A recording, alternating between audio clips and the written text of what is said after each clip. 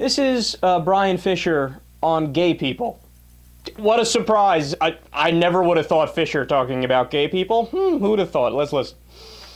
A homosexual exercises any sort of selectivity at all when it comes to intimate matters, he is proving that it's a matter of choice. Nobody's compelled to follow those impulses.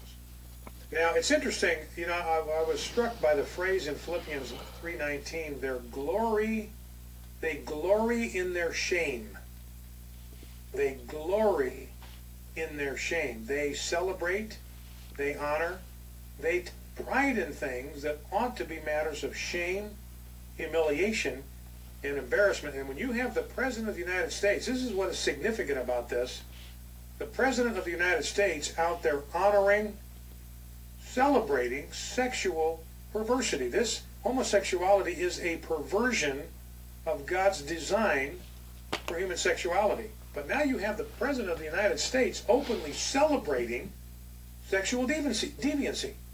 So calling evil good and calling good evil. It's it's like almost a milestone moment to have the President do this at a press conference, to so openly, blatantly celebrate behavior, sexual behavior that we know is a perversion and a form of deviance in God's eyes.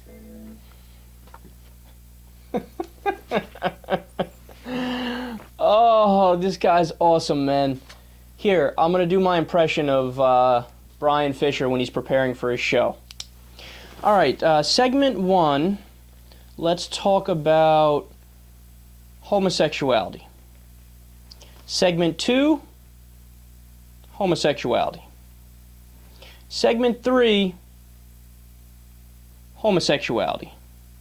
I mean, the dude is obsessed, man. I don't think he's ever gone 17 minutes without talking about homosexuality. And then look at that argument. Oh, that argument is awesome. He goes, yeah, homosexuality is a choice because you can choose. Do I want to bone Craig or Dave or Steve or Andy or Lou? Oh, it's such a stupid argument, man. Look, I've always maintained, and honestly, I haven't heard anybody give a good rebuttal to this yet. If whoever says that homosexuality is a choice, that person is either gay or bisexual. Now, why do I say that? Because if we actually take them at their word that they genuinely think it's a choice, well, that means that for them, it's a choice. And they feel like, well, you know, sometimes I might want to have sex with a woman, other times I think about men. And there's nothing wrong with that, but they're trying to hide what they are, because, you know, Bryan Fischer would never say I'm gay or I'm attracted to men, but he's saying homosexuality is a choice. No, it's not a choice. I've never woken up in the middle of the night with a cold sweat thinking about Sean. I've thought about Jennifer and Jenna with a G, because my sister's name starts with a J, and that's really weird. I've thought about, a number of gorgeous women. Never thought about a man. See, he fights the urge, right? He has the urge. God, I want to baby oil wrestle with men and feel them and touch them, but no, I can't do it. It's an abomination. You know, part of me feels bad for him. Now, obviously, he's a horrendous guy who just spews hatred day in and day out. But I think he actually believes, like, the Bible is literally true, even though he doesn't know what's in it.